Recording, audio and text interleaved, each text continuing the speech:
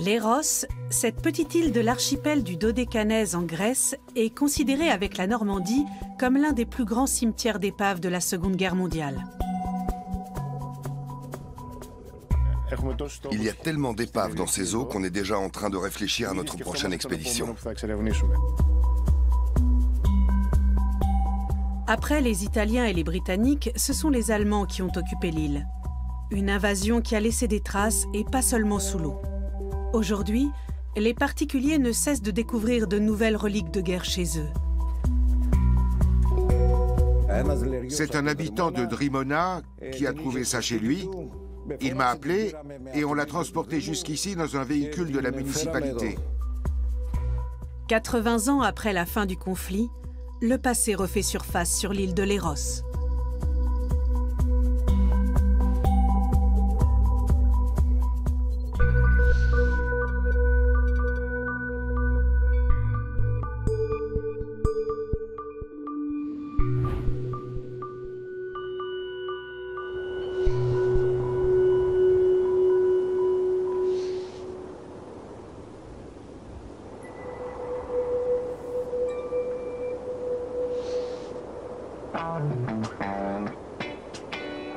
De bon matin, une équipe de plongeurs professionnels venus d'Athènes débarque sur l'île de Léros.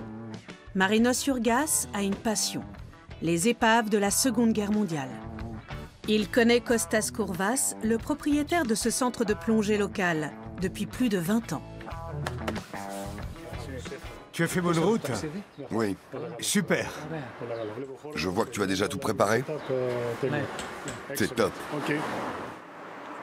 Le but de l'expédition, explorer les navires et les avions qui ont sombré dans les eaux de l'île et en savoir plus sur ceux qui se trouvaient à bord. On prépare tout? Non, seulement les bouteilles. Grâce à un équipement dernier cri, les plongeurs peuvent rester plus de 3 heures sous l'eau. Quand on plonge à plus de 50 mètres de profondeur, comme c'est le cas ici, on utilise un recycleur.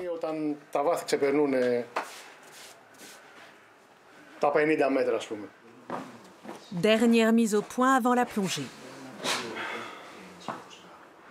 On va partir d'ici et aller jusque-là.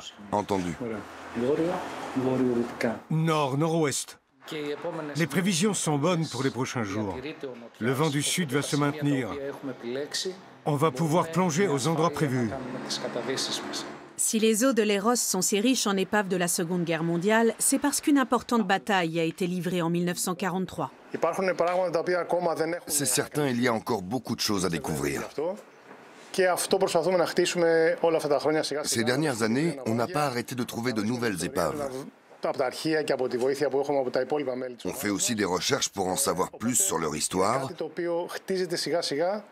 Et pièce par pièce, on reconstitue le puzzle de cette bataille, qui a eu lieu il y a 82 ans.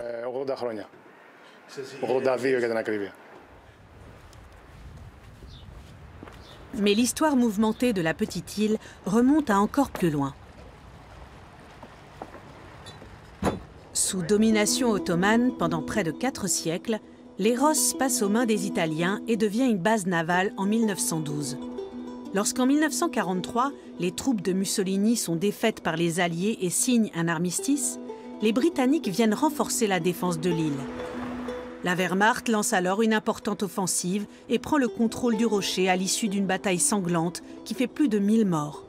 Près de 8000 soldats des forces assiégées sont faits prisonniers. Voilà 1 an et demi que Franco Di Piero occupe la fonction de maire adjoint de l'île. Ce petit-fils d'immigrés italiens est responsable de la préservation du patrimoine historique de Léros. Depuis que les municipalités locales ont commencé à s'intéresser à leur passé, les lériotes ne cessent de lui apporter des reliques trouvées dans leur jardin. L'homme de 66 ans s'est ainsi découvert une véritable passion pour l'histoire et écrit même des articles. Ce casque est troué. Le jeune homme qui le portait, à l'époque, les soldats étaient tous jeunes, a dû être tué. Chacun de ces objets raconte une histoire. Comme ça m'intéresse beaucoup, je fais des recherches. Longtemps, l'ombre de la Seconde Guerre mondiale a plané sur les Rosses, sans que ses habitants se penchent vraiment sur le sujet. Aujourd'hui, Franco sillonne l'île pour interroger les derniers témoins de cette période. Partout sur l'affleurement rocheux, la guerre se rappelle au bon souvenir du visiteur. Les derniers survivants, eux, sont de moins en moins nombreux.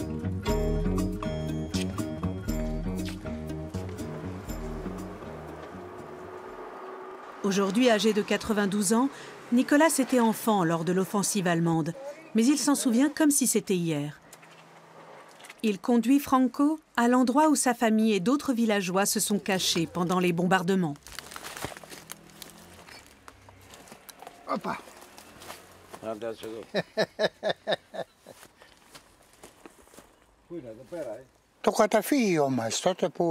C'est ici qu'on s'est réfugié quand les Allemands ont bombardé l'île. Il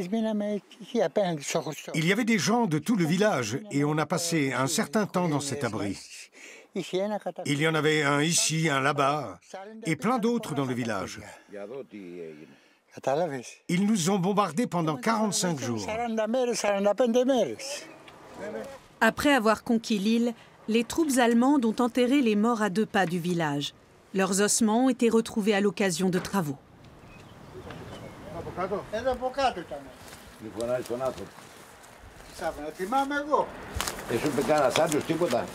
Donc votre abri se trouvait là.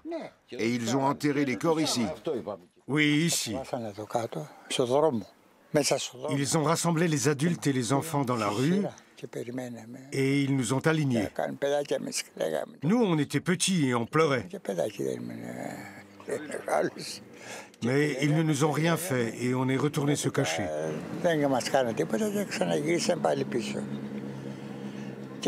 Et puis les combats ont commencé à Imirovili.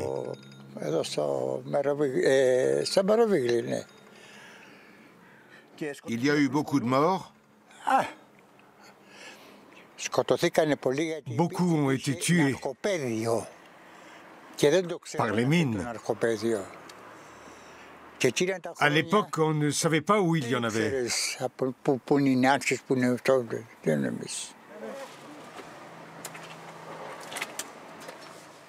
Les Rosses comptent aujourd'hui près de 8000 habitants. À la fin de la guerre, seules 3 familles italiennes sont restées sur l'île. Parmi elles, les parents de Franco. Originaire de Vérone, son grand-père était arrivé ici dans les années 1920. Franco, lui, est né dans l'archipel, mais l'histoire de ses ancêtres n'est probablement pas étrangère à son intérêt pour cette période. La conquête de Léros est considérée comme l'une des dernières victoires du Troisième Reich. Les films relatant cette bataille sanglante ont servi à alimenter la propagande nazie. Les Allemands ont gardé le contrôle de l'île jusqu'à la fin de la guerre, en 1945.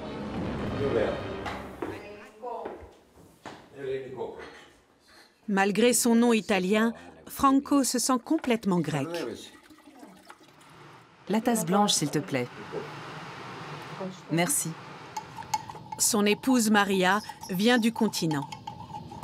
Elle découvre l'histoire de l'île à travers les récits et les objets recueillis par son mari. Bien sûr, il ramène tout ça à la maison. Il y consacre tout son temps. Infirmière, Maria est au contact direct de la population de l'île. Elle en a fait le constat. Ce nouvel intérêt pour le passé a réveillé quelque chose chez les insulaires.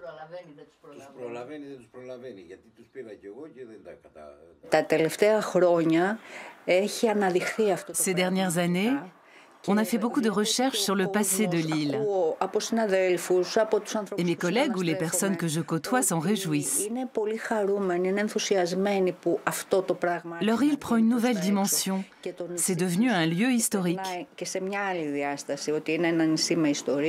Franco publie régulièrement le résultat de ses recherches sur les réseaux sociaux et s'est lancé dans la rédaction d'un livre sur l'histoire de l'île. Le maire adjoint compte également parmi les interlocuteurs privilégiés de Marinos. Contrairement à ce que l'on pouvait observer dans d'autres pays du bassin méditerranéen, l'exploration d'épaves de la Seconde Guerre mondiale a longtemps été interdite en Grèce. Aujourd'hui, la réglementation est plus souple. Pour rendre ces trésors immergés accessibles aux plongeurs récréatifs, les autorités de l'île doivent obtenir l'aval d'Athènes. C'est là qu'intervient Franco. Mais avant de faire une demande, il faut en savoir davantage. Il y a certaines épaves qu'on n'arrive pas encore très bien à identifier. Alors on va les explorer. Et si les conditions météo le permettent, on va retourner sur certains sites pour recueillir plus d'informations. Vous avez fait de nouvelles découvertes? Oui. Instructeur de plongée, Marinos finance l'expédition de sa poche. Sa principale préoccupation, documenter les épaves avant que le processus de dégradation ne fasse son œuvre. Il ne faut pas traîner, parce que les épaves se dégradent avec le temps. Plus vite on les explorera, plus on en tirera d'informations.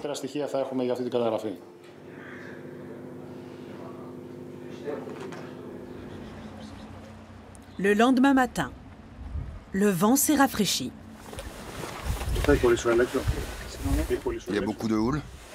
À l'endroit où on va, oui. Les plongeurs répètent régulièrement les procédures pour se préparer aux situations d'urgence. Aujourd'hui, ils vont explorer une épave des Alliés, découverte il y a environ 6 mois.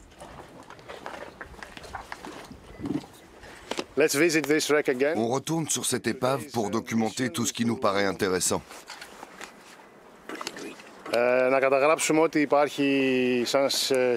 Puis on transmettra toutes les photos qu'on a prises à Franco et aux autorités.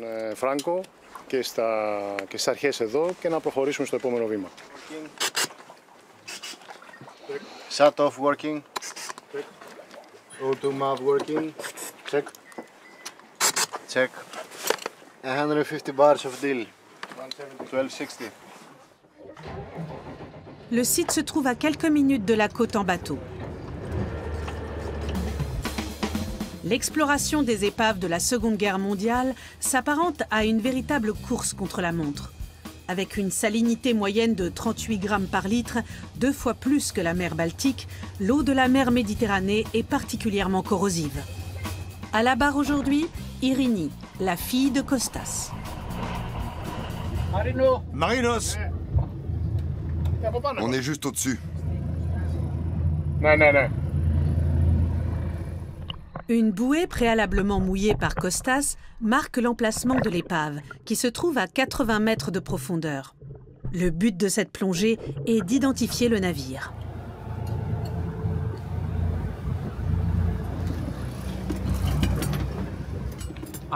Où est-ce qu'on se retrouve et dans combien de temps? Ce sera pas long.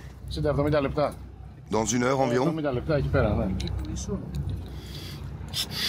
Marinos plonge aujourd'hui avec un de ses anciens élèves, Vassilis, qui sera son binôme et s'occupera de photographier l'épave. Sous l'eau, la sécurité est une priorité absolue. Et les plongeurs doivent pouvoir se reposer l'un sur l'autre.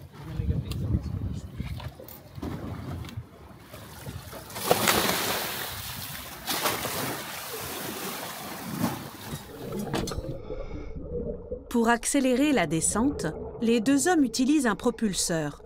Malgré cela, ils n'auront que quelques minutes à passer autour de l'épave.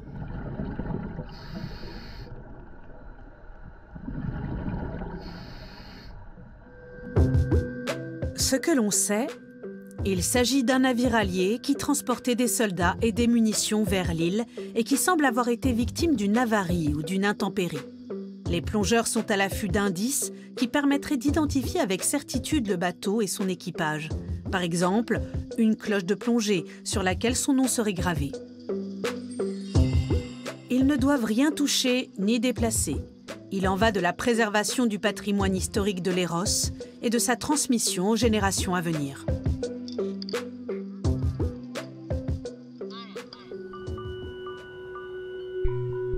Thanasis Paraponiaris sillonne l'île avec son neveu Georgio, âgé de 9 ans. Enfant, il a lui-même chassé les vestiges de la guerre avec son père. Aujourd'hui, c'est à son tour de partager son savoir. Sur le mont Patella, on trouve les restes d'un important dispositif d'écoute construit par les Italiens dans les années 1930. Une sorte d'ancêtre du radar.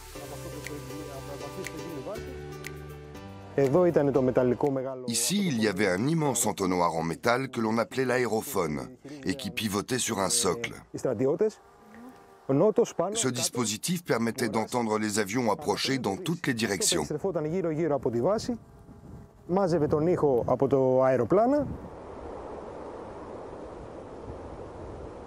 Les passionnés d'histoire comme Thanasis œuvrent pour que la mémoire de cette période soit perpétuée et pour interpréter les reliques de la bataille de 1943.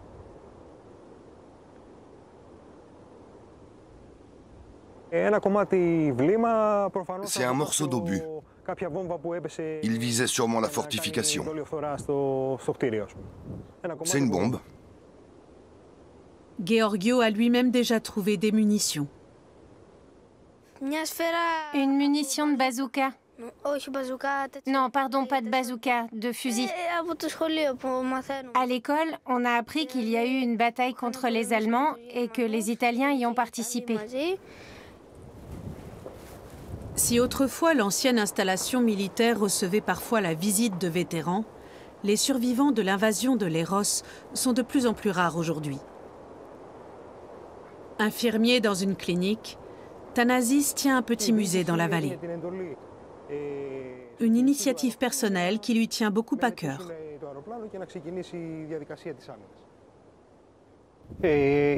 C'est important. Comme mon père avant moi, j'ai été élevé dans l'idée que cette collection, et maintenant ce musée, devait avoir un avenir. Il faut transmettre la mémoire de ces événements. D'ailleurs, ça intéresse beaucoup mon neveu et mes enfants. Maintenant, la question est de savoir qui poursuivra le travail de leur grand-père. Ce père de famille de 42 ans passe le plus clair de ses week-ends à la recherche de reliques du passé. Thanasis fait une pause. Il veut montrer à son neveu les images d'une plongée qu'il a faite avec son père aujourd'hui décédé. Il y a quelques années, les deux hommes ont exploré l'épave d'un bombardier qui s'est par la suite avéré être un avion britannique. Thanasis le sait, certains collectionneurs étrangers seraient prêts à payer cher pour récupérer des reliques de la Seconde Guerre mondiale. Mon père m'a enseigné une règle d'or. Ne jamais vendre le passé de Léros. Aujourd'hui, c'est au tour de Georgio d'être sensibilisé à l'importance de ce patrimoine.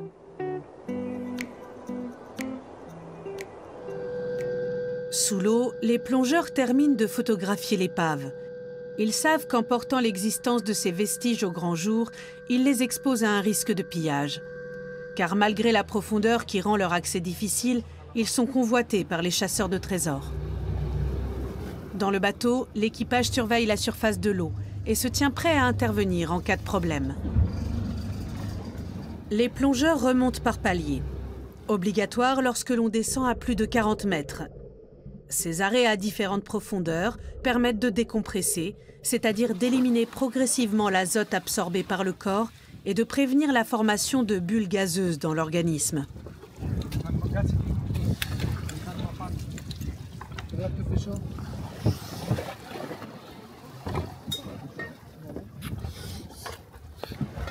C'est bien, mais ça manquait de lumière.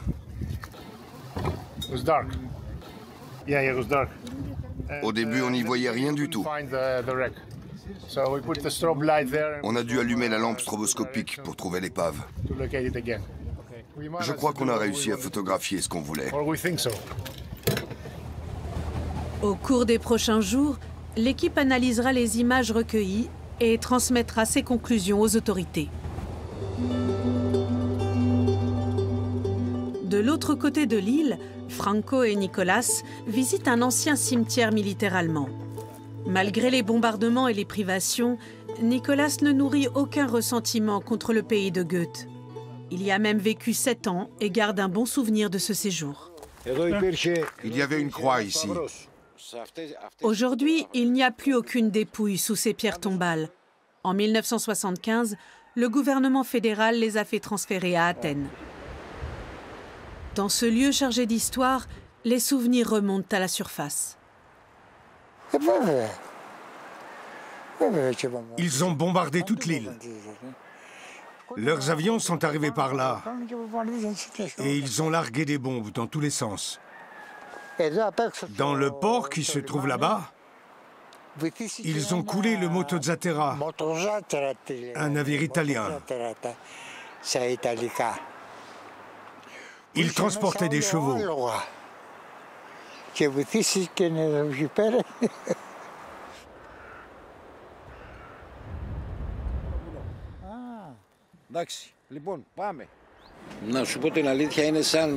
Quand on se plonge comme ça dans le passé, on a l'impression de l'avoir vécu soi-même. Leurs souvenirs deviennent un peu les vôtres.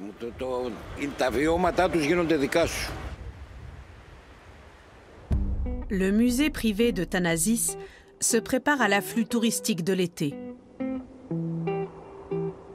Franco prend plaisir à échanger avec ce passionné d'histoire. Un ami m'a amené ça. D'après lui, c'est une boîte à bijoux. Mais je ne sais pas ce qu'on mettait dedans. Elle ne vient pas d'ici. Elle a probablement été apportée sur l'île par un Allemand. Ici, ce n'était pas des SS. Elle doit venir d'Afrique et elle appartenait sûrement à un parachutiste. Je ne sais pas ce qu'elle contenait, mais en tout cas, elle est bien conservée. Thanasis et son père ont construit de leurs propres mains le bâtiment qui abrite aujourd'hui la collection de reliques. La place commençait à manquer chez eux. J'ai toujours eu cette collection sous les yeux. Quand j'étais petit, ma chambre se trouvait au rez-de-chaussée, à côté de tous ces objets de la Seconde Guerre mondiale. Alors j'y suis habitué. Et puis on a décidé de construire une maison pour accueillir notre musée.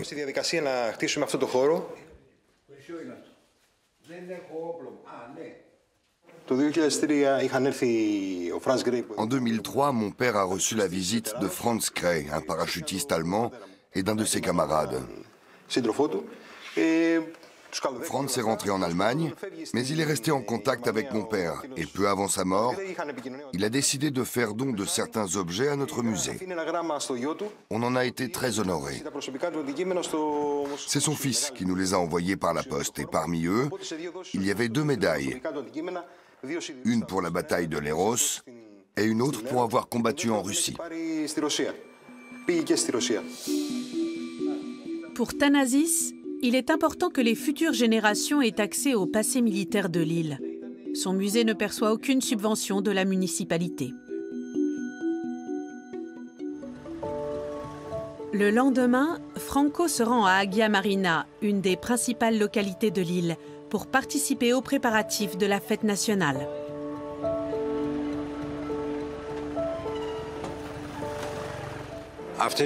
Demain, c'est notre fête nationale.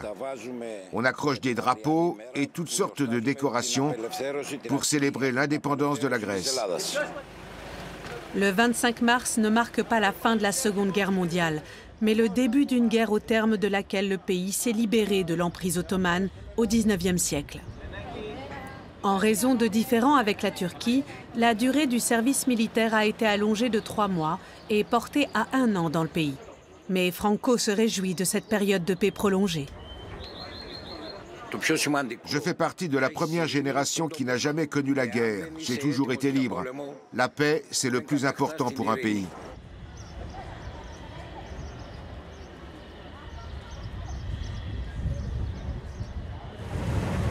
Marinos et son équipe se rendent sur un autre site. Comme souvent, ce sont des pêcheurs qui les ont informés de la présence d'une épave dans ces eaux. Jette un œil et dis-moi si tu es d'accord.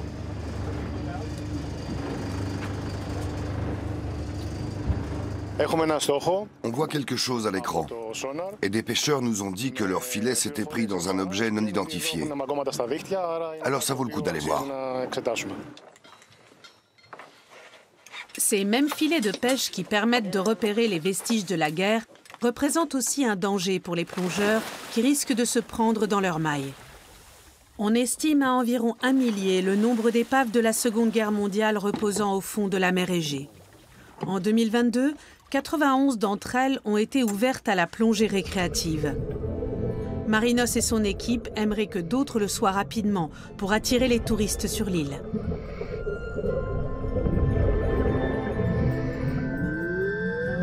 À 77 mètres de profondeur, les contours d'une carcasse se dessinent. Derrière ce rideau de filets de pêche, il est encore difficile de l'identifier.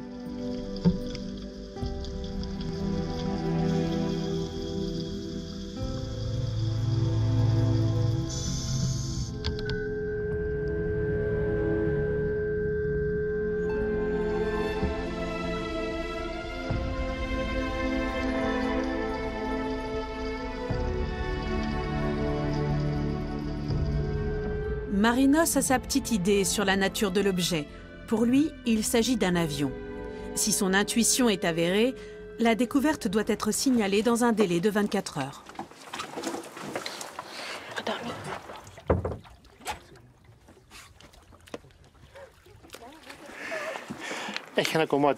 Elle est entièrement recouverte de filets. On ne peut pas vraiment distinguer la silhouette complète d'un avion, mais on voit de l'aluminium rouillé à travers les mailles. Il y a peut-être d'autres fragments plus loin. Même avec une lampe, on n'y voit pas grand-chose. Il faudra au bas mot 5 ou 6 autres plongées et des recherches approfondies pour élucider le mystère de cette épave et de son équipage. Il y a tellement d'épaves dans ces eaux qu'on est déjà en train de réfléchir à notre prochaine expédition. On reviendra, c'est sûr. Leros, c'est le paradis des plongeurs sur épave. Les plongeurs professionnels espèrent bientôt ne plus être les seuls à pouvoir explorer ces épaves et avec elles, le passé de l'île. Le jour de la fête nationale, soldats, réservistes, mais aussi écoliers prennent part à un défilé.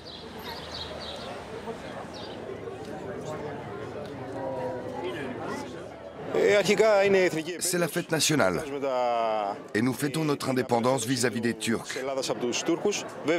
Les îles du Dodécanèse, et donc Leros, ont vécu 800 ans sous le joug d'une puissance étrangère, c'est-à-dire 400 ans de plus que le reste de la Grèce.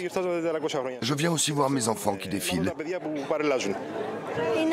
J'aime bien voir le défilé, surtout celui des enfants. Tu défileras l'année prochaine? Non, c'est réservé aux collégiens.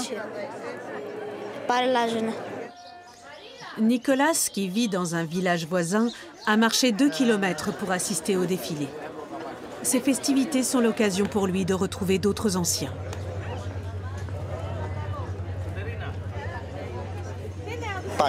Je ne loupe jamais un défilé. La Grèce est mon pays. Et je viens assister au défilé comme tous les habitants de l'île. Voilà plusieurs jours que les écoliers se préparent à cette parade. Les Grecs ne fêtent pas le 8 mai, probablement parce que l'armistice a été suivi d'un autre conflit, civil cette fois-ci, qui ne s'est terminé qu'en 1949. Franco, lui, peine à se réjouir de ces festivités. Je suis là aujourd'hui, mais je n'aime pas les défilés, parce que je suis contre la guerre. Je sais que c'est à double tranchant. Ces commémorations sont là pour nous rappeler que les Grecs ont souffert. Mais j'aurais préféré qu'il n'y ait ni défilé ni guerre.